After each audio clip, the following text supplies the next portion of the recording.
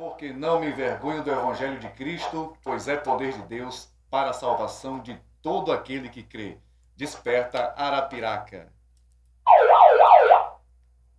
Olá, gente. Graça e paz do Senhor Jesus. Que Deus abençoe a vida de cada um de vocês. Estamos iniciando mais um episódio do Desperta Arapiraca. Hoje tenho um convidado especial. Quantas pessoas já entraram lá no direct do Instagram falando sobre ele? Quem?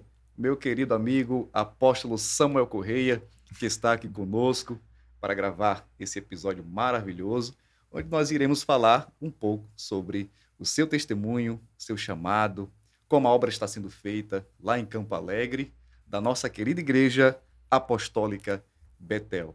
Apóstolo Samuel Correia, seja bem-vindo, que Deus te abençoe. Já inicia aí mandando o seu abraço para a sua família, para a igreja, e vamos bater um bate-papo maravilhoso aqui. Pastor Klaus, Deus abençoe sua vida, príncipe, porque dele e por ele e para ele são todas as coisas. A Deus toda a honra, a Deus toda a glória, a Deus todo o louvor. Para mim é uma honra estar hoje aqui de frente com esse homem de Deus com uma visão extraordinária. Já quero parabenizá-lo por essa visão maravilhosa em que o reino de Deus está sendo cada vez mais divulgado e alcançado através desse lindo podcast que Deus colocou no seu coração, esse lindo projeto. Quero louvar a Deus pela vida da minha princesa, a Bispa Ellen, agradecer pelo carinho de todos os membros congregados, visitantes e todos amigos, todos simpatizantes do apóstolo Samuel Correia. Beijo no coração de todos vocês. Eu espero que vocês, pelo amor de Deus, fiquem até o final, que eu tenho certeza que Deus irá falar o seu coração em nome de Jesus. Glória a Deus. Vamos extrair coisas lindas e maravilhosas, né? Sim. Vamos garimpar. Tem muita gente que precisa ouvir essas palavras edificantes. Eu tenho certeza, Deus tem te usado em Campo Alegre, Amém. Não apenas em Campo Alegre. Eu tive a grata satisfação de estar lá na igreja do meu querido pastor Cristiano, meu amigo, e te vi ministrando a palavra, fiquei com o coração assim, fervendo, né? Aquela sede, aquela vontade de continuar ouvindo a ministração. Pastor Cristiano é um grande amigo, grande amigo. Inclusive, nesse dia foi o aniversário dele e aniversário da igreja. E me sinto honrado demais, mais uma vez, de receber esse elogio em Cristo, né? Me glorio em Cristo e eu louvo a Deus por esse elogio, em saber que a palavra do Senhor está sendo pregada, sabe, com tanta veemência, com tanta eficaz e com tanta responsabilidade. É isso que nós temos. Que bênção. E eu estava pensando que tema eu poderia conversar com o apóstolo Samuel Correia. E vendo os seus vídeos, a desenvoltura nos vídeos, a forma como se comunica, né, que eu tenho certeza que é um comunicador nato e é o Espírito Santo quem vai intensificando esse desejo de se comunicar dessa maneira, porque alcança muitas pessoas. Sim. E eu pensando, o que é que eu vou abordar? Além do testemunho pessoal, da obra que está sendo feita, e veio na minha mente as redes sociais a serviço do reino, a serviço do Senhor. Uau! Né? Porque muitas pessoas a usam para o mal, Sim. Algumas utilizam para o seu trabalho, né? Mas existem aqueles que se apoderam dessa ferramenta que é importantíssima para alcançar pessoas, para pregar o Evangelho de Jesus. Então, no decorrer da nossa conversa, eu vou abordar um pouco sobre esse assunto, e eu pensei, não existe alguém mais capacitado para poder falar sobre esse assunto, senão o apóstolo Samuel Correia. Gente, lembrando que isso aqui não foi nada combinado, viu? Eu até tentei saber o que iria acontecer nesse podcast e ele disse, não, é coisa light. E aqui chegamos, nós temos um tema, então vamos para cima. Isso aí tira de letra com toda certeza. A minha primeira pergunta é o que todo mundo quer saber, né? É cristão de berço ou converteu-se a Jesus? Com qual idade? Como foi o início, a vida do Samuel Correia até tornar-se o apóstolo? A gente primeiro quer saber sobre o seu início na fé em Jesus. Como é que foi? O chamado de Deus para a minha vida, acredito que desde a minha infância, eu não sou cristão desde o berço. A minha mãe, ela passou a conhecer a Cristo, eu tinha aproximadamente uns 7 a 8 anos de idade. Porque eu me lembro desse período. Hoje eu tenho 43 anos. Porque eu me lembro desse período? Porque minha irmã está com 1 ano que ela mandou uma foto que ela encontrou nas coisas de minha mãe, uma foto minha, dela e da minha mãe no altar de uma igreja da Assembleia de Deus. E eu era muito pequeno. E eu perguntei à minha irmã se ela se lembra daquele momento. Ela disse que foi o dia em que a nossa mãe aceitou a Cristo e apresentou a gente no altar, apresentou a gente a Cristo. Só que, como todo jovem, todo adolescente, sem um lar bem estruturado, assim foi o caso da minha vida também. Né? Aconteceu algumas situações em que a minha mãe adoeceu, a gente teve que sair de onde nós morávamos, né? A cidade de Quebrangulo, na época. E nesse período, meu pai, ele bebia muito, né? Embora é um homem de um caráter, digamos, como homem, me formou ser homem, me ensinou a ser homem, mas tinha essa falha. Uma falha que, infelizmente, muitos pais que não conhecem a Cristo acabam passando essa informação para os seus filhos. Eu costumo dizer, lá na igreja e aconselhando a casais, eu costumo dizer que eles são os espelhos dos filhos. Os filhos olham para eles e se espelham neles.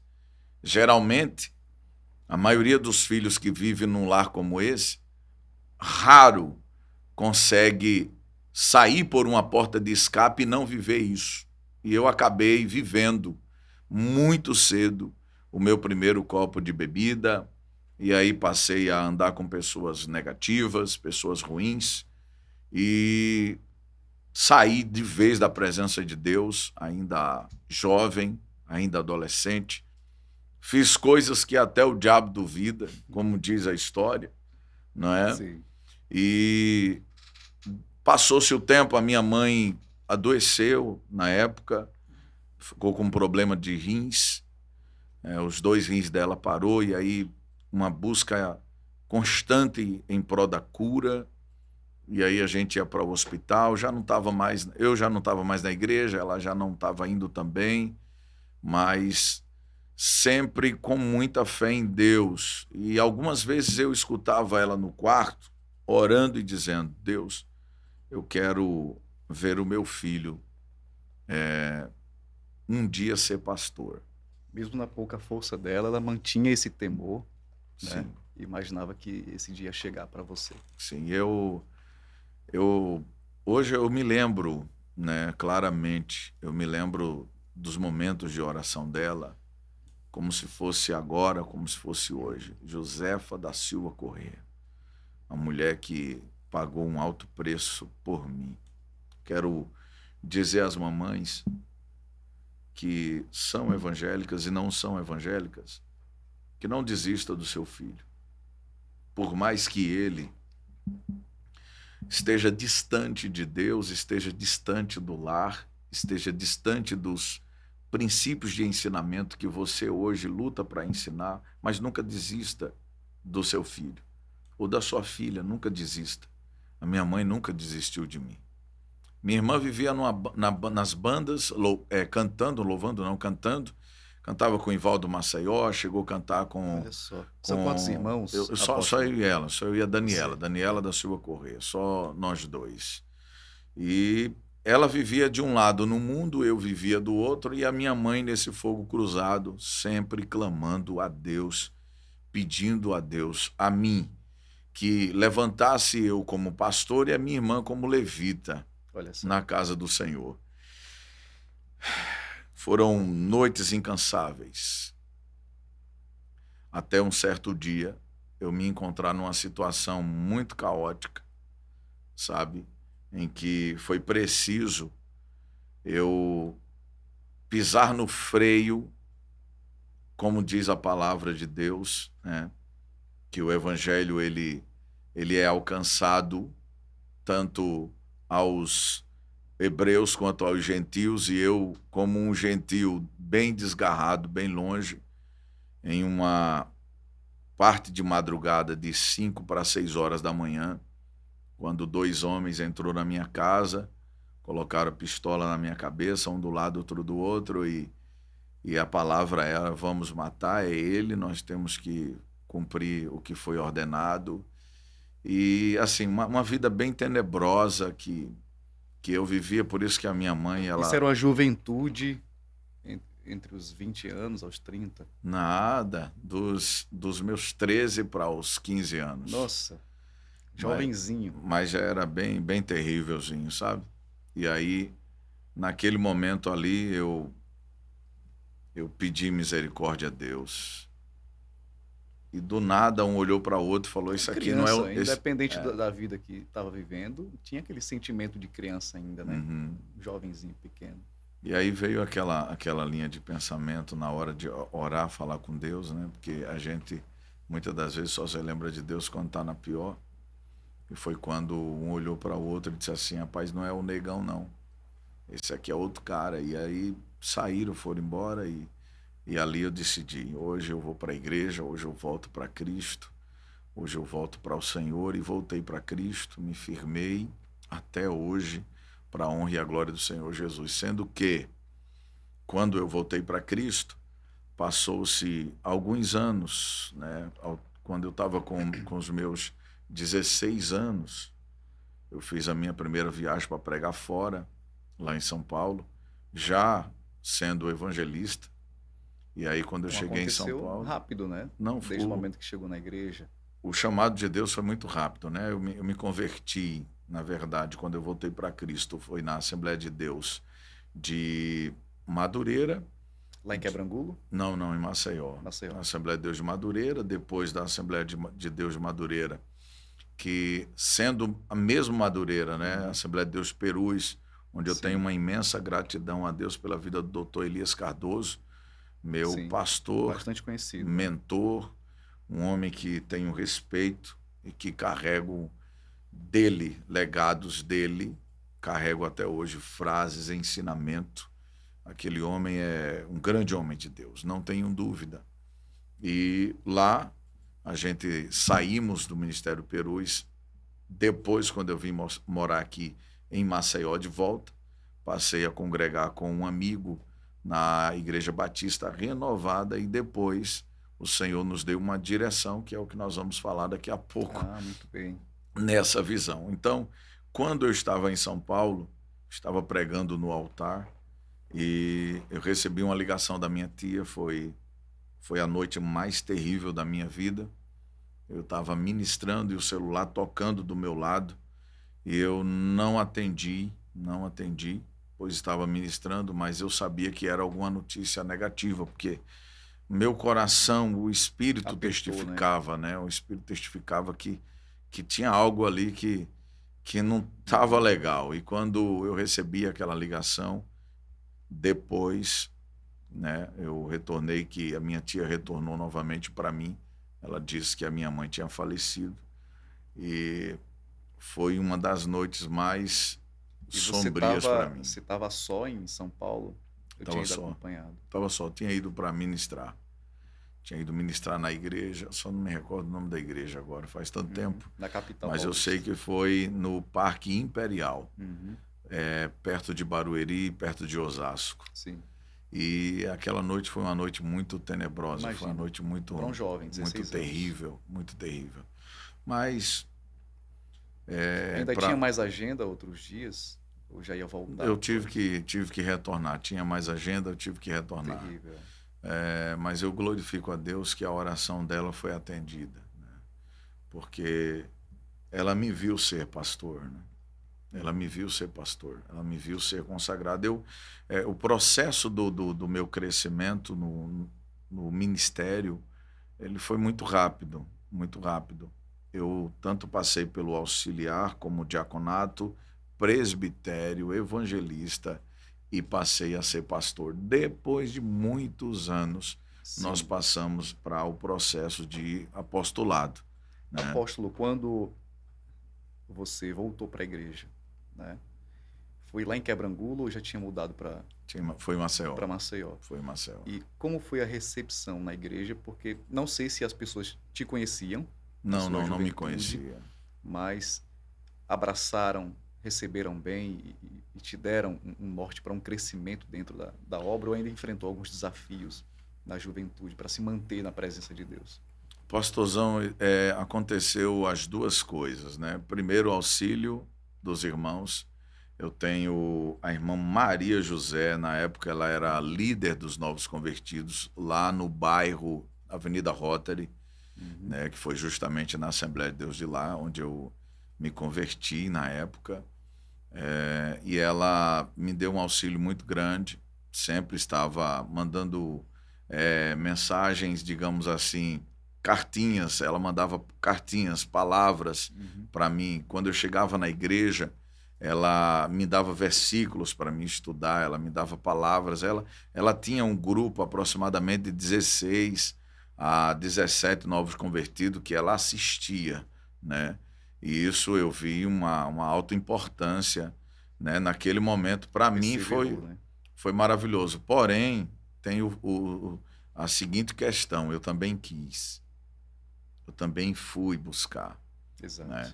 Porque, infelizmente, hoje a gente vê muitas pessoas até se convertendo a Cristo, mas não tem aquela força de vontade de buscar, de ir com sede ao pote, como diz os antigos, né? Já no meu caso, eu tive essa sede, eu tive essa curiosidade, eu me lancei, né? Hoje vai ter evangelismo na rua, eu tô dentro.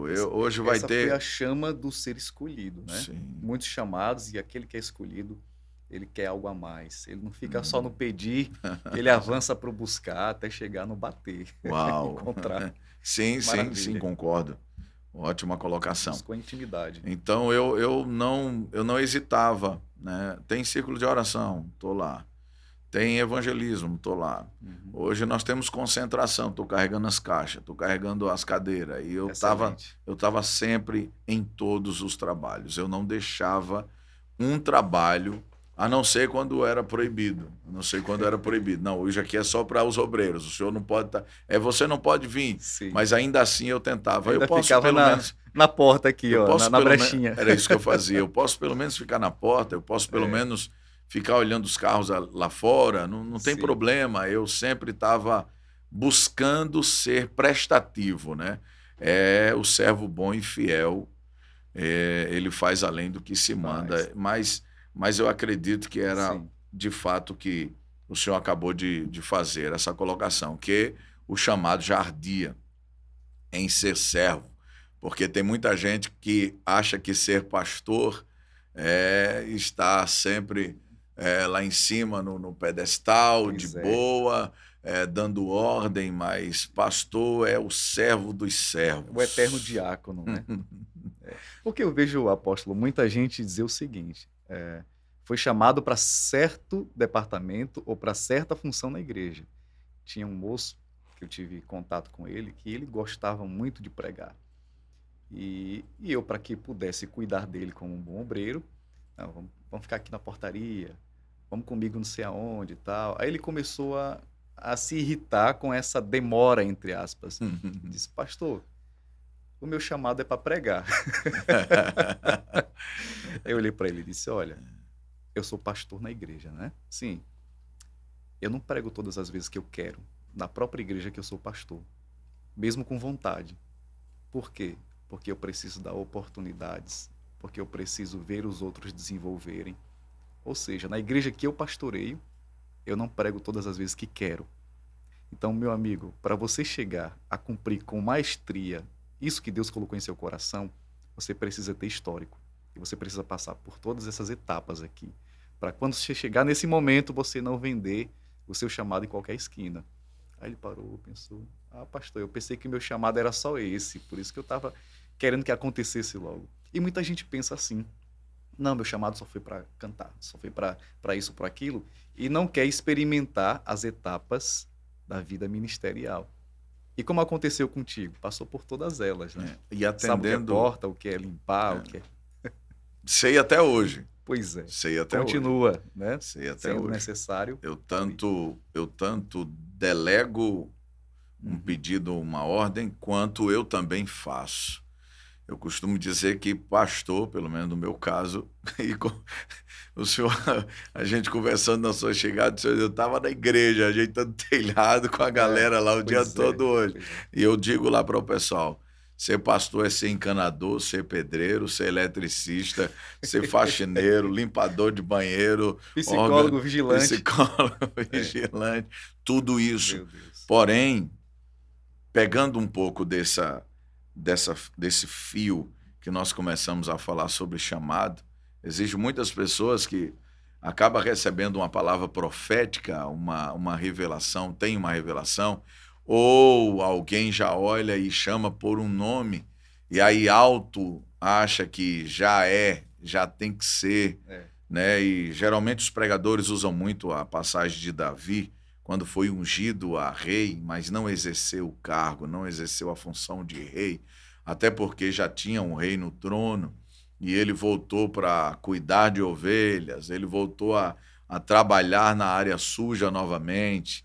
Ao decorrer do tempo, o chamado foi amadurecendo na vida dele, ao ponto dele vencer o urso, leão, o gigante, passar pelo processo de viver na casa do rei, porque ele precisava passar por aquilo, simplesmente para entender como é a vida de um rei.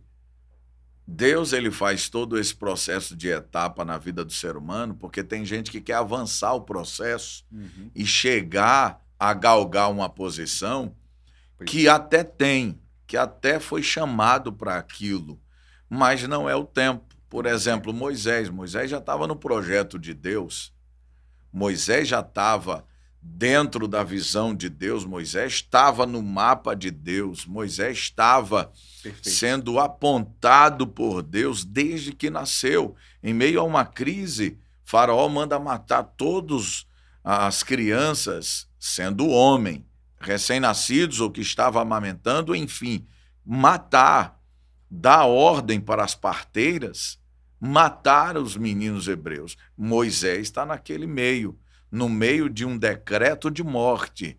Deus já tinha olhado para ele. Deus já tinha determinado que Moisés seria um libertador do povo de Israel lá do Egito. Porém, Moisés precisou sair do meio dos hebreus, morar dentro do palácio, aprender a língua, aprender o gesto, aprender como é que a galera lá se comportava, para poder ele exercer. Porque ninguém chega a galgar uma posição sem antes passar pelo teste, pela aprovação. Um médico precisa estudar anos e anos, mesmo alguém olhando para ele, dizendo doutor, doutora, e assim sucessivamente. Eu canso de ver mães lá na igreja dizendo para os filhos: "Você é o meu doutor, essa daqui é a minha futura médica, ou essa daqui é a minha médica. Onde é que estava o seu filho? Como é que está? Não, está na faculdade", que é a escola, é o primário, uma criança de 5, 6 anos de idade. Mas a mãe já está delegando àquela criança, já projetou isso para ela, uma palavra profética, abençoando. Se tiver de ser que, se for da vontade de Deus, será, mas já está sendo aclamado antes. Não vai exercer, porque ainda não aprendeu. Então foi preciso Deus fazer isso com Moisés, levar ele para o Egito, fazer com que ele fosse príncipe lá dentro, depois tirar ele dessa faculdade egípcia e levar ele para a faculdade deserto, ser treinado por um sacerdote. Essa faculdade, o povo não quer passar, né? É esse período que muitos não querem passar. Verdade. Recebe uma palavra: você vai ser pastor, você vai ser pastora, Deus está falando, e eu não tenho dúvida, mas muitos não esperam as etapas passarem.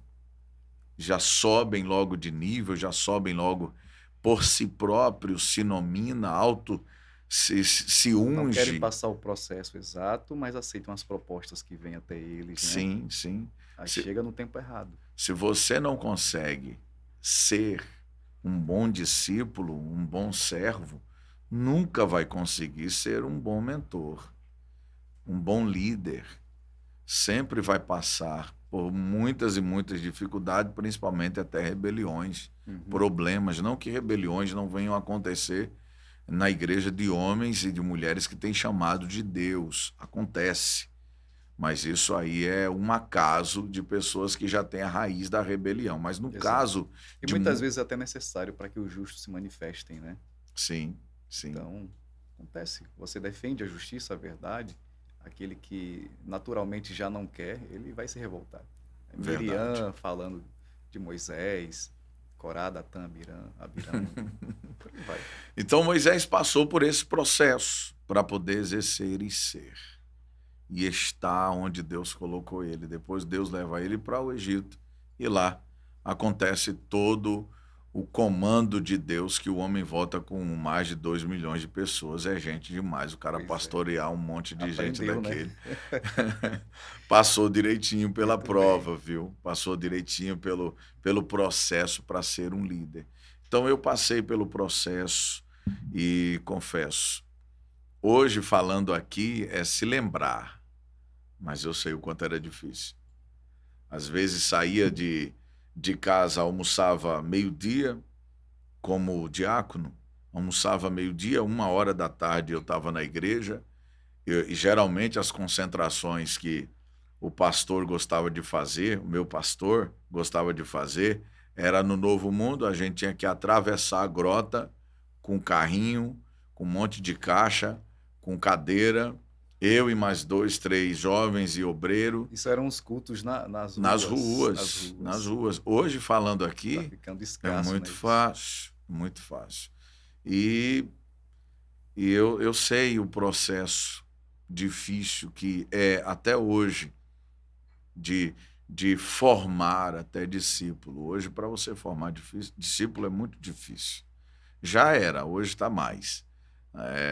As redes sociais é coisa maravilhosa, é magnífico, né? Daqui a pouco a gente vai... né? A gente vai chegar lá. Sim. Então, nesse início do chamado ministerial, você falou que passou por todas as etapas necessárias, foi um cooperador, um auxiliar, um diácono, presbítero, evangelista e pastor. E com 16 anos estava pregando já em outro estado, né? Estava longe, lá em São Paulo. Então teve toda essa vivência. Em qual momento sentiu diretamente o chamado para sair da igreja que fazia parte, que cooperava, para iniciar o seu ministério, para plantar o ministério, que está em Campo Alegre? Não sei se nasceu em Campo Alegre, mas como chegou esse momento na sua vida? E onde chega a Bispa Ellen, né? Igreja Apostólica Betel, Ministério Morada de Deus. Me lembro como hoje, quando Deus falou comigo, diretamente comigo. Porém, eu disse a ele, eu não quero dirigir igreja. Eu já tinha passado processos em outros ministérios. E o pastor Rogério, homem de Deus, meu amigo, meu líder, eu cheguei para ele e disse, pastor, aconteceu isso, isso e isso comigo. Mas eu não quero, até porque ele já tinha tentado me colocar para dirigir uma obra e eu não queria. E aí eu tive indo ao monte junto com o pastor Júnior, meu amigo, lá no Monte da Forene. E aí eu disse, pastor, vamos fazer 7 dias de jejum e oração no monte. Vamos falar com Deus. Não que Deus não escute na igreja, não que Deus não escute em casa. Existem algumas polêmicas referentes à oração no monte. Sim. Né? E eu nasci no Evangelho conhecendo o monte, conhecendo a busca no monte. Eu conheci o Evangelho dessa forma. E me sinto bem quando eu vou ao monte orar, eu me sinto bem. Me sinto num lugar bem confortável, digamos, um lugar separado, um lugar que eu sinto a natureza, eu consigo me concentrar melhor do que estar em casa. Em casa, bíblico, né, também. A questão da concentração. Você está num ambiente que você está em contato direto com a natureza, só você e Deus ali. Uhum. E você sabe que não vai ser interrompido nem interferido por ninguém. Então, com certeza, um lugar onde você encontre tranquilidade e descanso para o seu corpo, você vai se conectar melhor com Deus. Sim, sim. Então eu ia buscar. A gente passou 7 dias buscando a Deus. No 7º dia, Deus falou ao meu coração: Betel, morada de Deus. No sétimo No dia, 7º lá na dia, Forene. lá na Forene. Procurei o pastor Rogério novamente. Disse a ele: pastor, aconteceu isso, isso e isso. Eu tive essas experiências. E eu queria a bênção do Senhor. Ele disse para mim: não saia. Eu falei: pastor, eu preciso que o senhor me entenda. Ele falou: eu entendo, porque quando Deus me chamou para abrir a Batista Renovada, eu também entendo Semelhante. que o outro pastor sentiu a mesma coisa que eu estou Sim. sentindo agora. Ele disse: se o chamado foi e é de Deus, que eu não tenho dúvida, você é um homem de Deus, eu te abençoo. E aí eu dobrei o joelho, ele orou por minha vida, me abençoou. E quando ele me abençoou, eu ainda fiquei retraído em casa. Será que é isso? Porque Deus tinha falado contigo, mas a essa altura já se encontrava casado, já tinha sua família. Com a Ellen, não. E aí eu disse: Senhor, e agora? Qual é a direção? E o pastor Júnior me chamou para almoçar na casa dele. E aí eu fui almoçar na casa dele. O sogro dele era um homem muito fechado, Uhum. né? Um homem muito fechado. O sogro dele morava... todo mundo morava num terreno só. Primeiro era a casa do pastor Júnior, depois a casa do sogro. E aí eu fui almoçar na casa do pastor Júnior domingo de manhã. Aí o sogro dele passou pela janela, na verdade, ele não era nem cristão de fato. Aí deu bom dia, que estava perto do almoço ali. Sim. E aí a gente respondeu, aí ele olhou para mim e falou assim: esse aí que é o pastor Samuel? Aí o Júnior falou: chama ele aqui. Aí eu fui até falar com ele, ele disse: vem aqui em casa, eu quero te mostrar uma coisa. E aí tinha lá 2 caixas de som, um amplificador, mesa de som. Ele olhou para mim e falou assim: quando eu passei na janela agora, que eu falei, que perguntei se era o senhor, porque dentro de mim ardeu uma vontade de doar essas coisas Olha para só. você. Que inclusive está até hoje na Betel Maceió. Esses equipamentos estão até hoje lá. Trabalha até hoje. Até hoje. São os memoriais, né? Vai ficar lá. Verdade.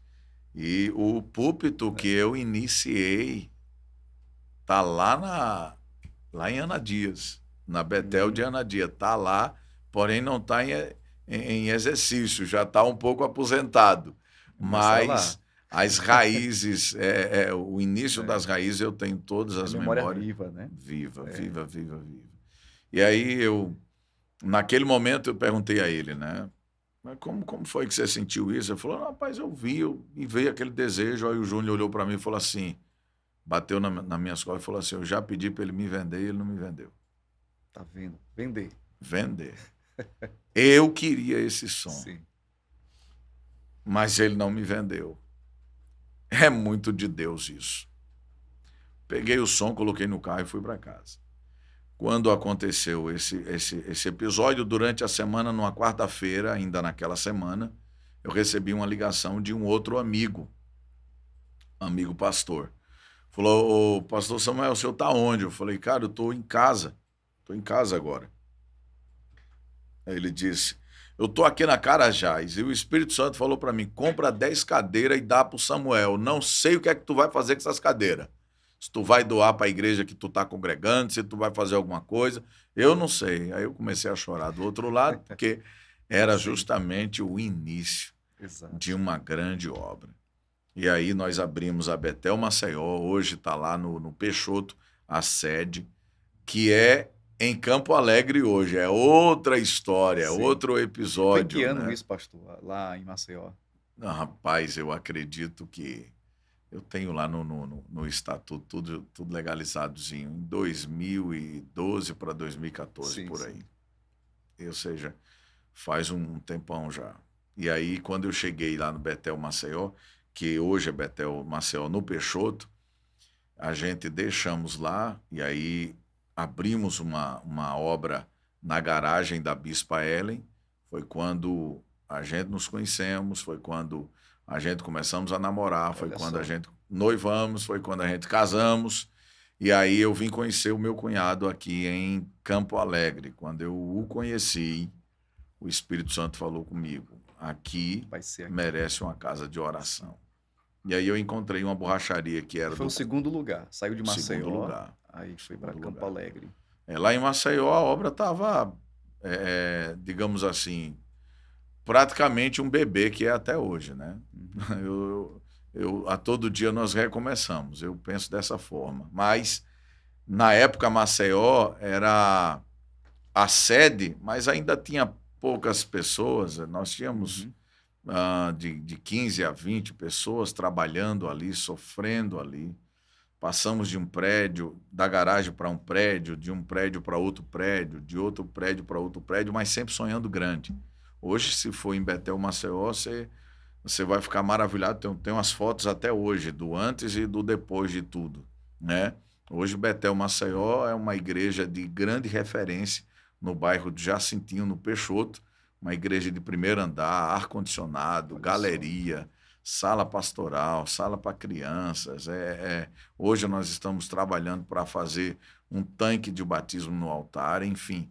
Começou de uma semente, né? E olha só onde foi parar. Onde foi parar? Muitas vidas. E quando nós chegamos em Campo Alegre, eu vi uma borracharia fechada que era do cunhado, que era do genro do meu cunhado. Na época, estava fechada, porque atrás da borracharia, que era uma parede só, tinha uma barbearia onde mataram uma pessoa dentro da barbearia. Então estava fechado, tanto o que era a barbearia quanto a borracharia. Mas era bem destruída a borracharia, toda estobocada. Eu já estava imaginando que ambiente de borracharia não é não é bem podre, cuidado, não. Não é bem cuidado. E ainda mais fechado como estava. A porta de madeira era duas portas o portão de madeira era que abria dos lados assim, e era caído. Porteira. Aí eu cheguei para o Laudeni, que na verdade o pastor Laudeni hoje, que hoje é pastor, antes ele era diácono e estava afastado. Ele estava afastado, não estava indo para a igreja nenhuma. E aí eu falei, vamos abrir uma casa de oração aqui. Aí reativamos ele, abrimos a casa de oração na borracharia, fizemos um trabalho ali naquela borracharia. Mas foram morar em Campo Alegre? Ainda não. Tava nesse em Maceió, período, indo lá algumas vezes. Na verdade, a gente fazia só dia de sábado. E aí, quando passamos a fazer dia de sábado, Deus começou a trazer pessoas. E aí, só que era algo interessante. Eu gosto de contar essa história, porque tem muitos pastores que acham que chegar em alguns patamares não precisa passar pelo processo da plantação, da irrigação, do cuidado com a terra, para fazer com que aquilo ali dê crescimento. Tem muitos líderes que querem já chegar chegando. Confia já no nome que tem, né? Talvez seja isso. Verdade. Acha que vai ser fácil, tem amigos, tem pessoas próximas, etc., que vai chegar e vai acontecer. Que na verdade não é. Não quer enfrentar o processo do plantio, da colheita. Geralmente, eu já tive experiências de várias pessoas em cidades. Apanhei uma vez, apanhei a segunda, eu falei, a terceira eu não apanho mais. Grupo de pessoas que eu achava que estava sem ministério, mas a gente acaba descobrindo com o decorrer do tempo que estava, na verdade, saindo de uma igreja não bem e querendo montar uma outra igreja, mas precisando de alguém para montar. E aí já aconteceu, já vou chegar abafando ali, né? Eu não vou dizer as cidades, os lugares, que para mim agora é falta de ética, né? Falar. E aí cheguei, montei e de repente deu errado. E de repente não deu certo. E hoje está fechado. Passei por esse processo, passei por esse aprendizado. que na verdade o agricultor, ele não pega uma plantação pronta para a colheita. Ele tem que preparar a terra. Todo lugar tem que plantar. Ele tem que sofrer plantando. Ele precisa ganhar o ambiente, fazer o ambiente dar certo. Porque nem todo agricultor faz o ambiente dar certo. Chega a planta de qualquer jeito e não cuida. E quando eu cheguei em Campo Alegre, eu me lembro que na época, no início dos nossos trabalhos, meu cunhado dirigia, eu pregava, ou eu dirigia e pregava, ou às vezes ele ficava na porta, a minha esposa dirigia e eu pregava, e aí a gente passava por esse processo e não tinha ninguém dentro da igreja. Os levitas, era a nossa pequena Laila, as duas sobrinhas dele, aliás, 2 netas dele, eram as levitas do momento, 3 crianças.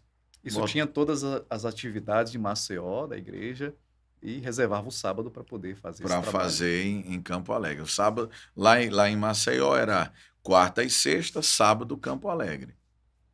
E aí aconteceu algo que me deixou bastante... edificou muito a minha fé, né? Nesse período de crescimento em Campo Alegre.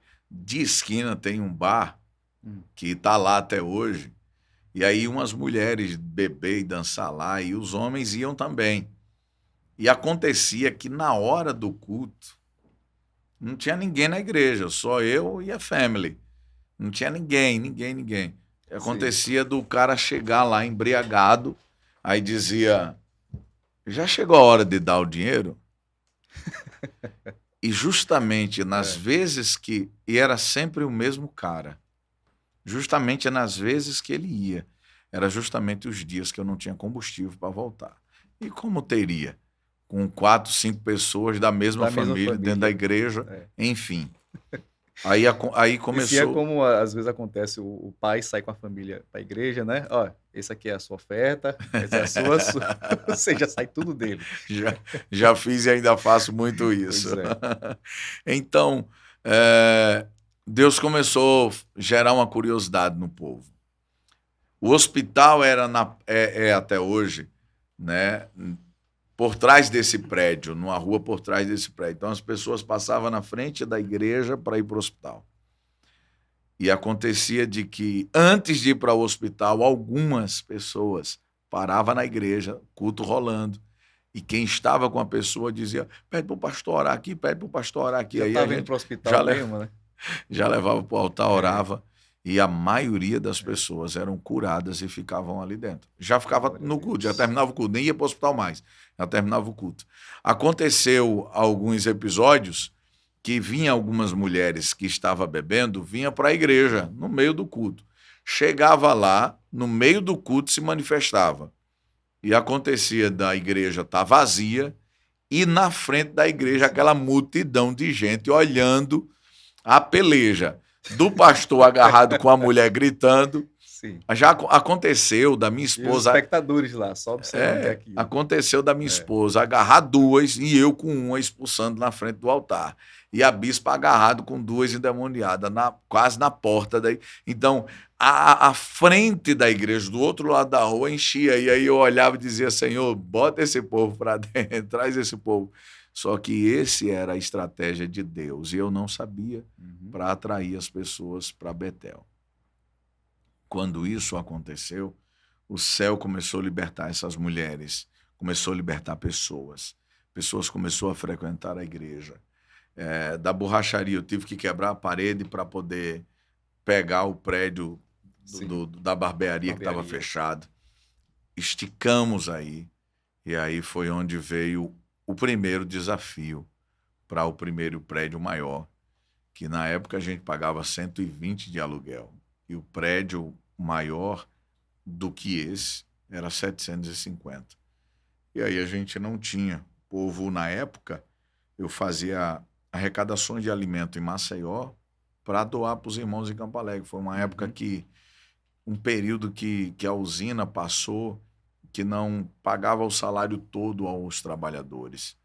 Era tipo, a metade pagava no outro mês, e o cara trabalhava o outro mês para receber a metade do outro salário ainda, e aquela luta.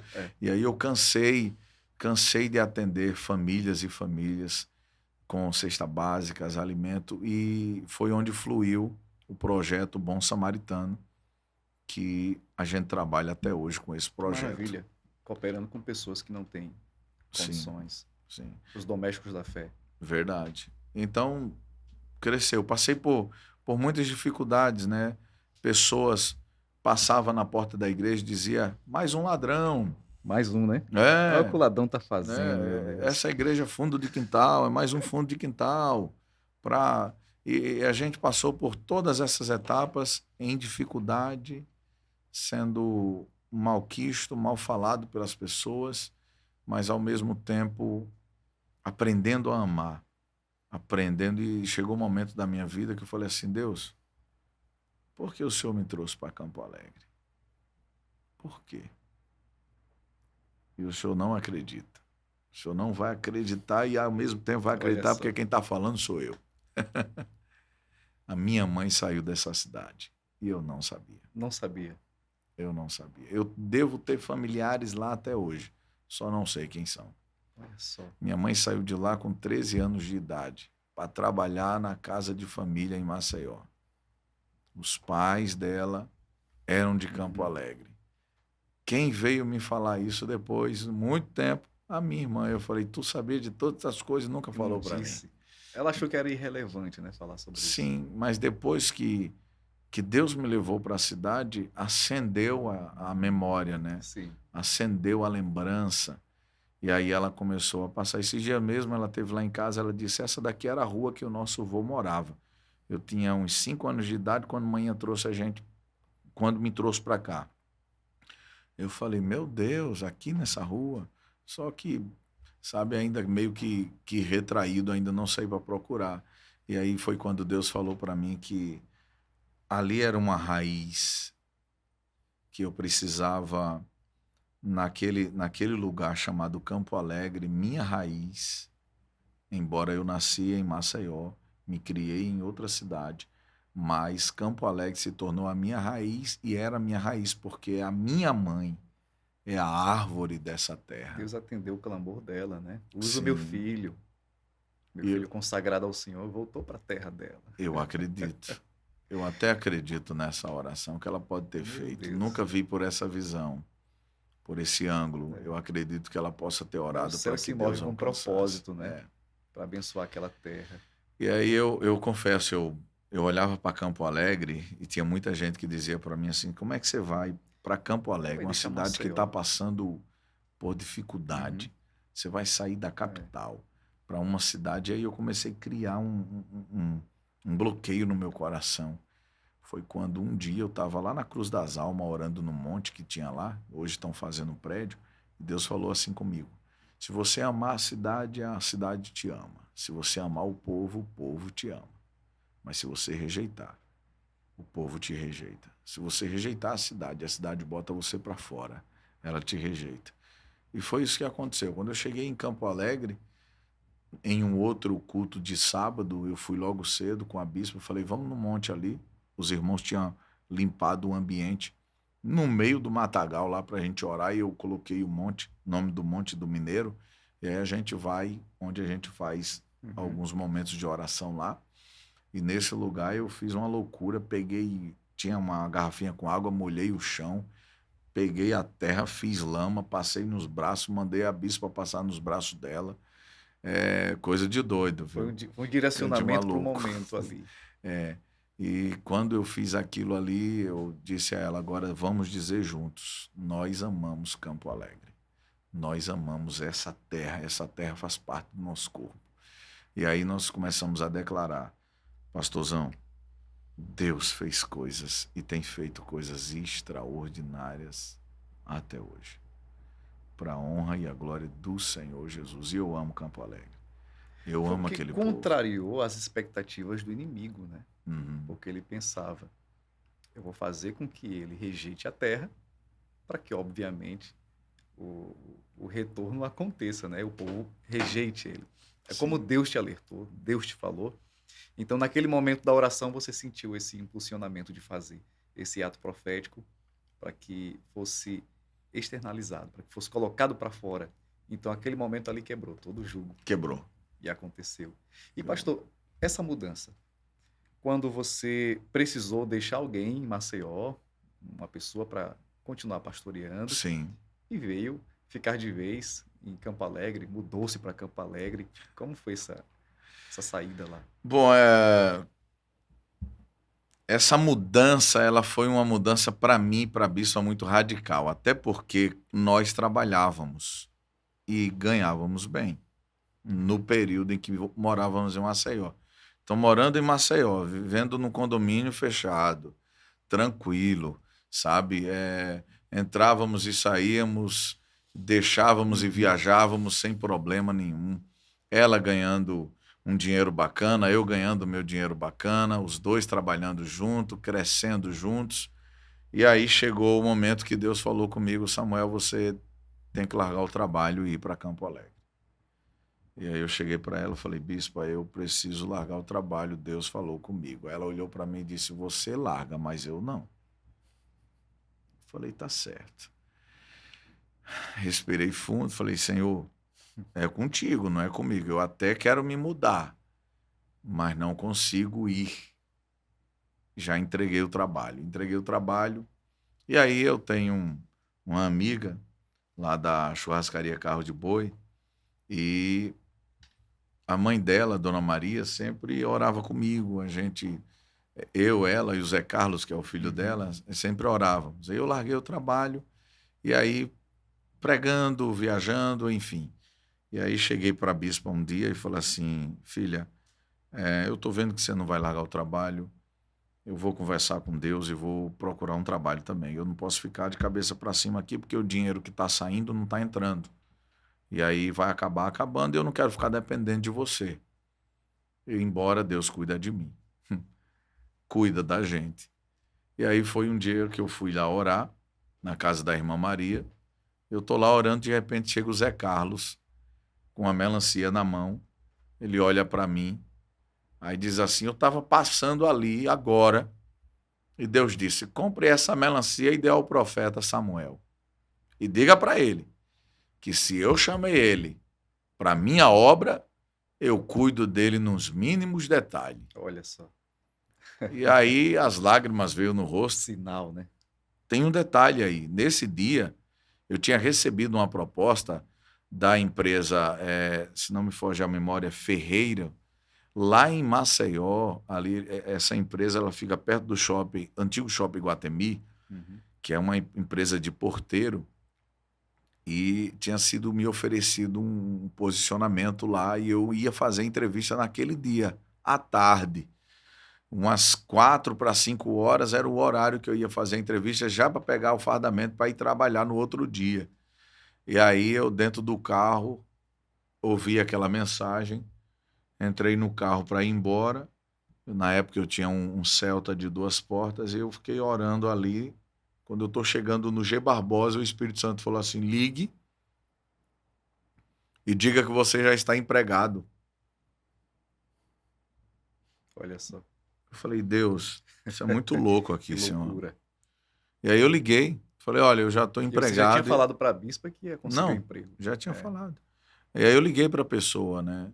Eu falei assim: olha, eu quero agradecer em nome do seu Marcos, que direcionou aí esse trabalho para mim e tal, mas eu quero agradecer de coração, mas eu já estou trabalhando. Aí a mulher lá deu uma risadinha e falou: mas você estava desempregado até ontem. E como que você arrumou um emprego assim em cima da hora? Eu falei: agora eu tenho que me explicar. E ela perguntou: qual a empresa que você está trabalhando? Desculpa perguntar. Eu falei: eu estou na empresa de Jesus, eu estou trabalhando para Deus agora. Ela deu uma risadinha do outro lado e aí ela disse: então tá bom, tá certo. Aí desligou. Quando ela desligou, antes de eu chegar em casa, eu recebi uma mensagem de um amigo lá de São Paulo, que eu oro com ele até hoje. Naquele dia, naquele horário, naquele momentinho, antes de eu chegar em casa, ele mandou uma mensagem dizendo: eu fiz um depósito na sua conta para lhe auxiliar aí com as suas coisas aí, que Deus tocou no meu coração para fazer isso. Quando eu fui olhar lá, tinha R$3.000 na minha conta.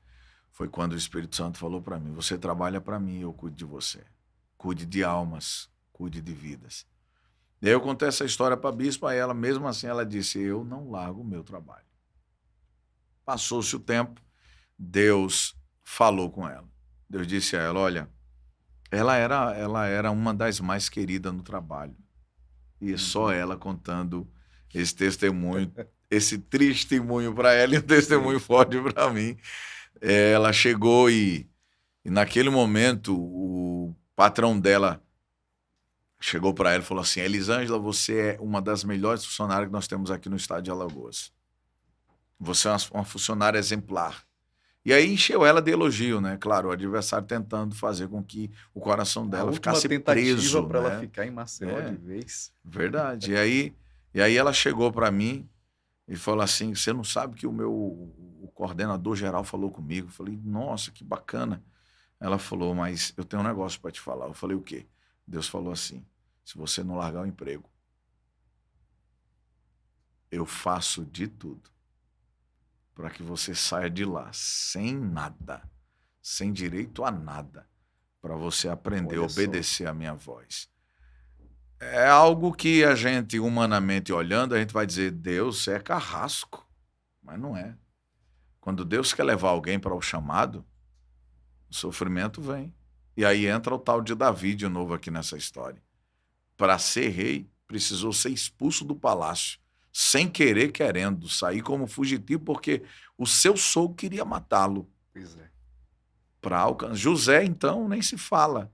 E foi uma das passagens que falou muito com ela, foi a passagem de José, quando José foi vendido pelos irmãos, sem querer, querendo, teve que sair de casa, sem nem saber que ia sair de casa, foi para uma terra sofrer, mas ao mesmo tempo, naquela terra, foi a terra da honra dele. Isso. Foi a terra onde Deus fez com que ele fosse honrado. E, detalhe, ela disse isso para Deus, Deus falou isso para ela, e ela foi lá e falou com o supervisor geral. O supervisor geral olhou para ele e disse assim, eu não vou demitir você. De jeito nenhum. Pois é. E aí o que acontece? Em um período de 15 dias, o regional foi promovido para ser o geral desceu para regional e o geral olhou para ela não, ligou para o pessoal do RH que chama, né? Sim. Ligou para o pessoal do RH e disse assim, demita a Elisângela. Quando eu chegar em Alagoas, eu não quero ver ela. E aí ela olhou para mim e falou assim, Deus tinha me falado sobre isso, mas ainda bem que eu pedi para sair. E aí foi quando aconteceu dela ser colocada para fora, pegou todos os direitozinhos dela e a gente alugamos uma casa em Campo Alegre e fomos morar em Campo Alegre. E estamos até obra hoje. Já em andamento, chegar em Campo Alegre. A gente dormia no chão lá na igreja, a gente dormia na sala de atendimento, eu e ela, as crianças, dormíamos no chão, sem problema nenhum, fazendo a obra de Deus, mas não é fácil. E graças a Deus hoje... Quem vê o apóstolo com a igreja cheia, com aquele povo lá feliz, aquelas festividades, não imagina, né? Quantas vezes dormiu com os filhos? No chão. No chão. Louvando a Deus e dizendo que ele borracharia, é bom. Borracharia e barbearia. Barbearia. E aí louvando a Deus, engrandecendo a Deus todo momento. Né? Você sair de um posicionamento, ganhando bem, morando num condomínio, para ir dormir no chão. Depois a gente alugou uma casa, óbvio, a gente foi morar na casa. É o inverso da lógica. Né? Porque Deus, ele sempre trabalha na contramão do ser humano. Ele sempre trabalha. Deus sempre trabalha. Ele nunca vai agir como a gente quer. Ele sempre vai agir do jeito dele. Porque do jeito dele, ele nos amadurece, ele muda o nosso caráter, ele nos ensina a ser humilde. Ele muda o nosso conceito, o nosso pensamento. E geralmente, quando eu chego numa cidade ou num estado, eu oro a Deus. Falo, Senhor, me dá a língua desse povo.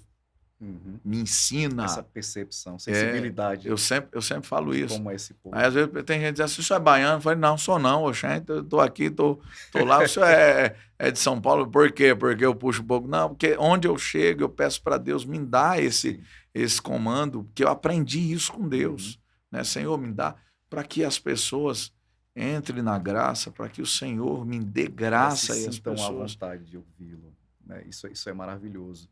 Sim, Então, essa mudança para Campo Alegre, né, a obra continuou sendo feita lá em Maceió até hoje, né? até hoje. Para a glória de Deus. E agora é um cidadão campo-alegrense, né? Abençoado. E as portas se abriram naquela cidade, né? De uma forma extraordinária. O senhor faz apresentação em rádio, algo do tipo. Eu acho que eu vi alguns vídeos assim. Nós temos 2 programações, inclusive o meu filho Carlos André, que está aqui comigo nos estúdios, e esse Opa. príncipe lindão aqui, o Cristiano, que Pastor Pastor Cristiano já Cristiano está está aqui com a nos gente. bastidores. Glória a Eu Deus doidinho pela para falar o nome dele, ainda bem que eu tive a oportunidade agora. Pastor Cristiano, nosso Coisa amigo, boa. amigão mesmo do coração, um filho de minhas intercessões. Então, tem aqui o meu filho, está comigo, Carlos André, onde Muito bem. nós fazemos durante a semana 2 programações na rádio Campo Alegre FM. O programa Deus é Fiel na quarta-feira, de 12h a 1h, e na sexta-feira, de 10 à meia-noite, Olha também só. programa Deus é Fiel. Nós temos que cercar mesmo aquela cidade com a palavra, com o evangelho de Cidade Cristo. privilegiada, Em né, nome de pastor Jesus. Cristiano? De ouvir o Voz de Trovão. Então, já pegando esse gancho, a gente já falou de rádio agora, né? A minha pergunta em relação às mídias, às redes sociais, para a gente caminhar, porque passa tão rápido o nosso tempo, Meu né? Deus do céu. Mas maravilhoso ouvir esse testemunho, né? Saber como o ministério foi plantado debaixo de lágrimas de sacrifício e agora se vê o resultado e muito mais o Senhor está fazendo. Aleluia. A pergunta que eu faço é: quais são os desafios de usar as mídias na propagação do evangelho? Os desafios que são encontrados ao se utilizar o rádio, ao se utilizar o Instagram, YouTube, as redes sociais. Tem muita resistência, né, de pessoas Sim. antigas. Em primeiro lugar, o que me incentiva a estar e a ser hoje, né, aos que me veem, me ouvem, me escutam, deixa eu corrigir aqui, me escutam. Já ouvi de muitos líderes evangélicos dizer que eu sou entrão, abiúdo e tantas Olha e só. tantas coisas. Mas o que me motiva a ser e estar onde eu estou hoje é o que está escrito em Mateus 24:14. E este evangelho do reino será pregado em todo o mundo como testemunho a todas as nações, e então chegará o fim, a grande tribulação. Mas, a parte A desse versículo, e esse evangelho do reino será pregado em todo o mundo. Essa palavra que me incentiva e me faz ser o que eu sou em Cristo hoje. Porque estar nas redes sociais é um desafio, né? A gente vê de tudo, escuta de tudo.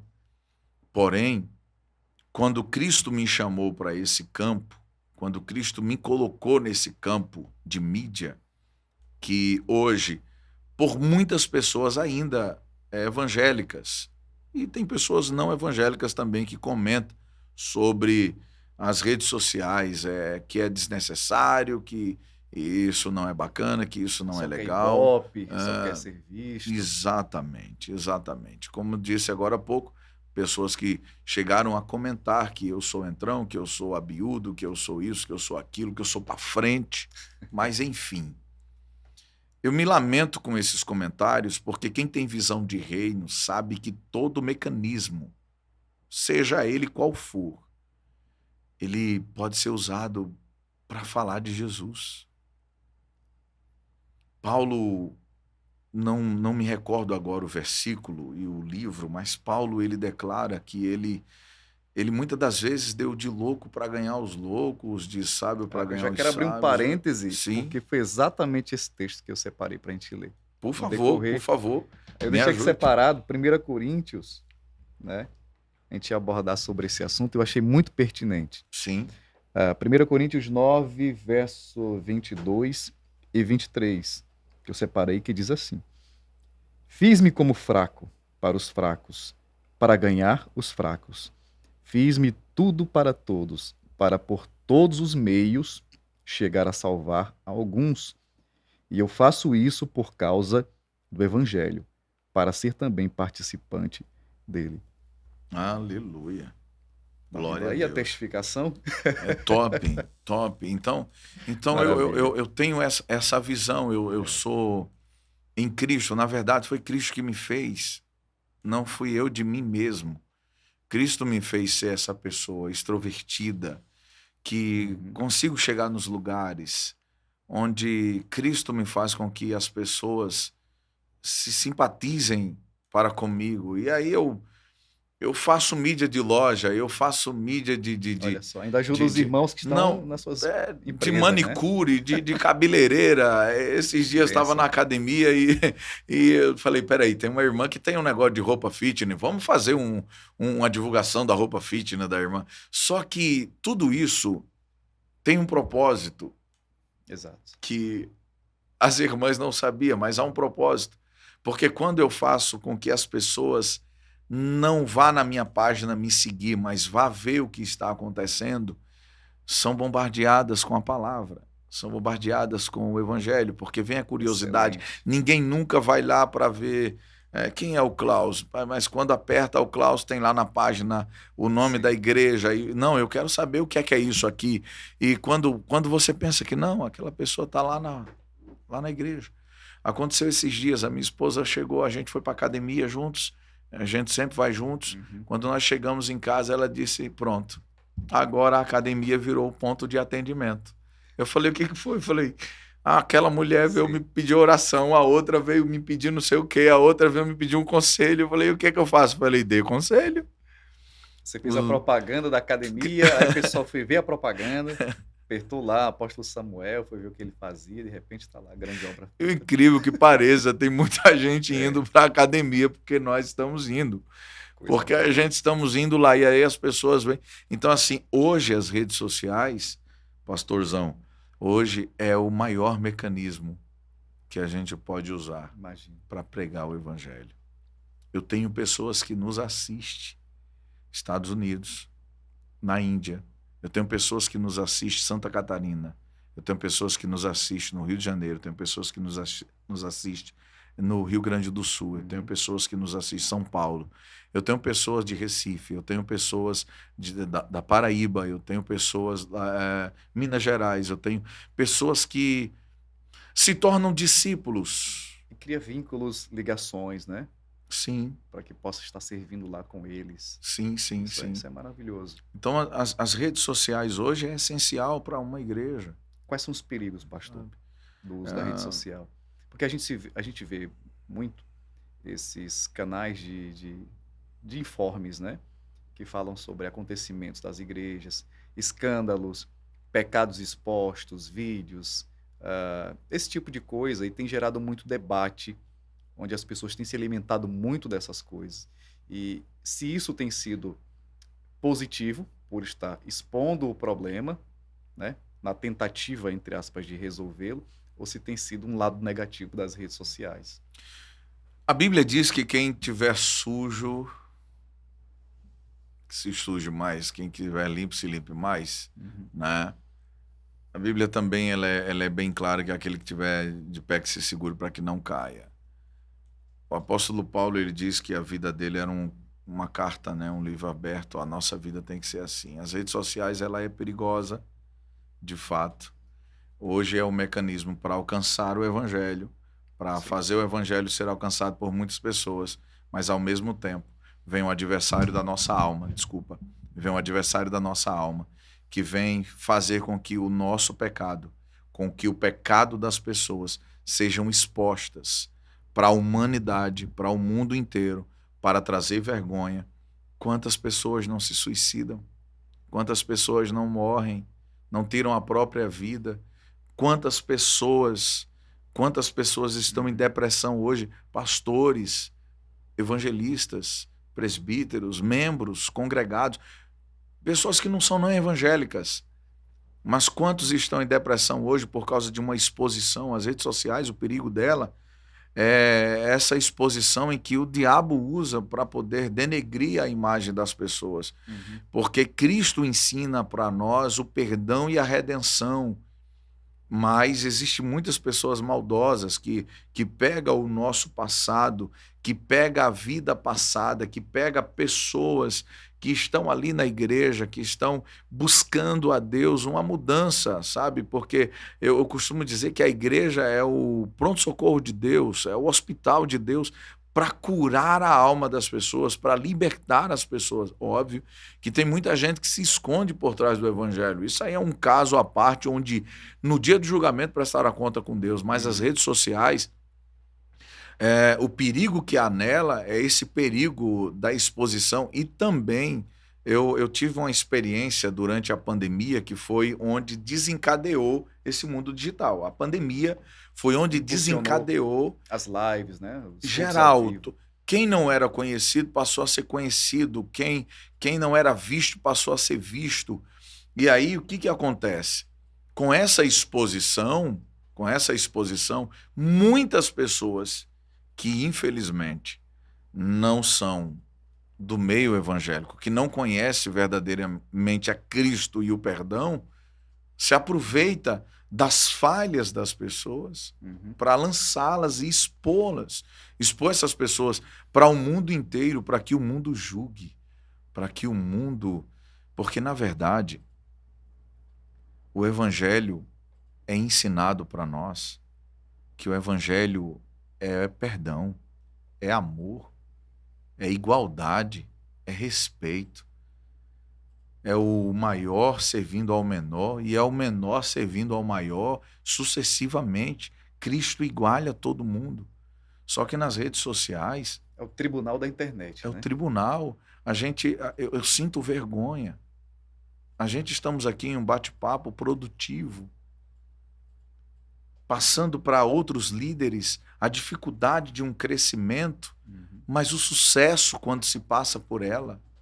A vitória, eu me sinto um homem vitorioso. Hoje, se eu morrer hoje, agora, ou sei lá, eu morro em paz. Eu tenho a consciência de que parti para a glória, sabendo que eu fiz discípulos, sabendo que eu tirei homens do tráfico, das drogas, mulheres de prostituição, de roubo, de droga, de tanto. Eu morro tranquilo hoje, sabendo que a missão que foi me dada está sendo cumprida.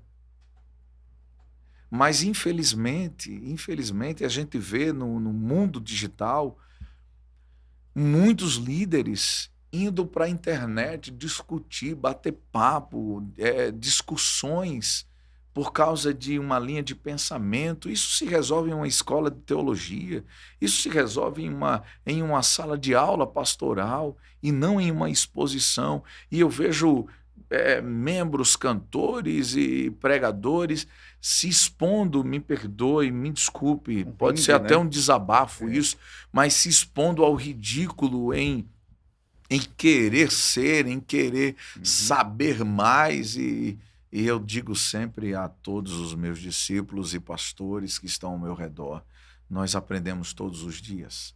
Nós não sabemos de nada. Por mais que a gente ache que a gente conhece alguma coisa, sempre tem alguém que conhece mais. A gente temos que estar aberto para aprender. Temos que estar aberto para pegar outras visões. E a rede social, ela tem esse perigo, né? O mundo digital tem esse perigo. Ele tanto pode auxiliar quanto ele pode matar. Eu conheço pessoas que pararam de ir à igreja depois da pandemia. E agora, com essa inteligência artificial, você está vendo e, na verdade, aquilo não aconteceu. Sim. Por muitas ocasiões, algumas pessoas podem ser caluniadas, né? Sim. Com essas montagens. Então, Sim. É um ambiente em que se precisa ter equilíbrio, como você bem está expondo.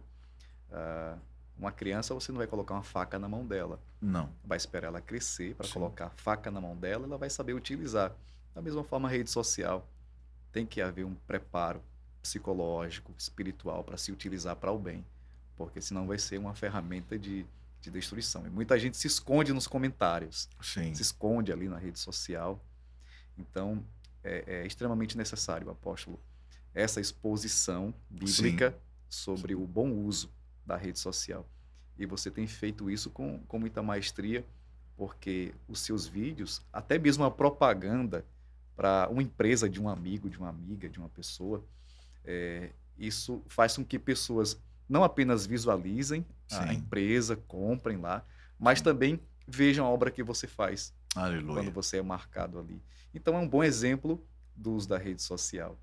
Então, apóstolo, eu quero agradecer demais sua presença e gostaria que você trouxesse suas últimas palavras em relação a tudo aquilo que a gente já conversou.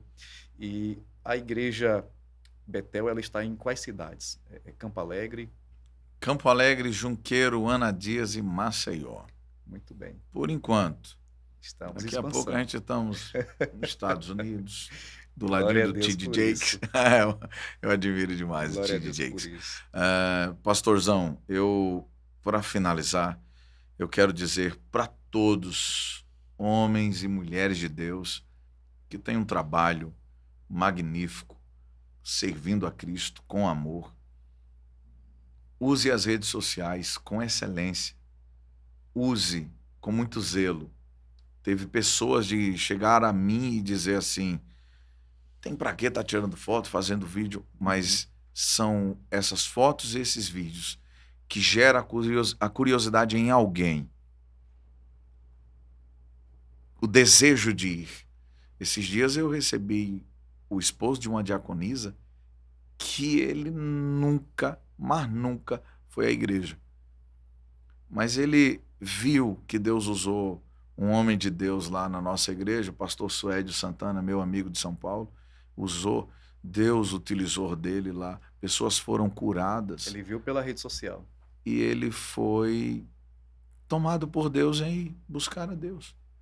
Então as redes sociais, para finalizar, ela é um dos mecanismos maior hoje na humanidade, onde nós podemos utilizar para levar o evangelho, em vez de trazer desgraça, trazer paz, saúde e prosperidade para a vida das pessoas.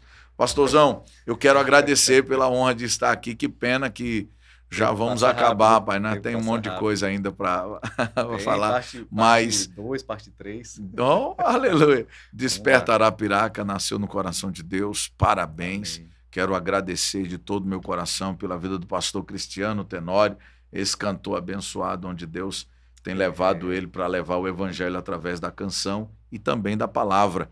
Ele foi a ponte, foi o caminho que Deus usou para que hoje eu estivesse aqui através da vida do Senhor. Muito obrigado, obrigado de todo o meu coração.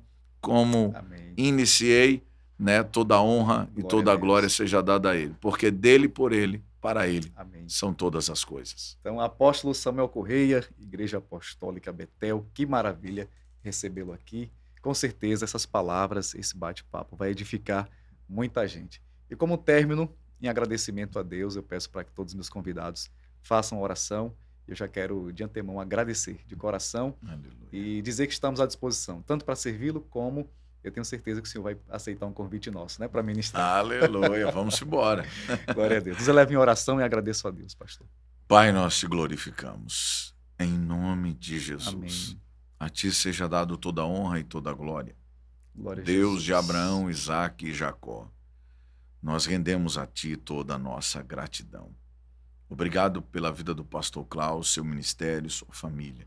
Obrigado por toda a equipe.